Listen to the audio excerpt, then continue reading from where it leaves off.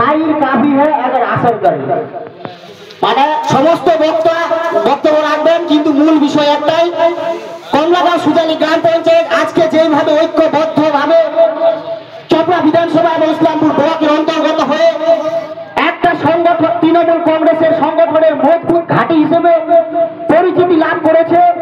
সেই পরিচয়টা যাতে আমরা ধরে রাখতে পারি এবং আগামী দিনে আমাদের ডিস্ট্রিক্ট প্রেসিডেন্ট খালেদ আগরওয়াল মহাশয়, ব্লক প্রেসিডেন্ট জাকির হোসেন মহাশয় এবং আমাদের জেলা পরিষদের প্রতিনিধি জাহিদুল্লাহ কামালউদ্দিন সাহেব মহাশয়, অঞ্চল সভাপতি সাদ্দার সাহেব মহাশয়,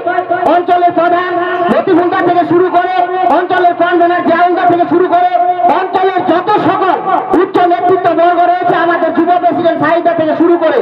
সকলের নেতৃত্বে আগামী 2026 সালে আমরা যাতে এই সমস্ত লিডারের নেতৃত্বে কমলাগাঁও সুজালি অঞ্চলে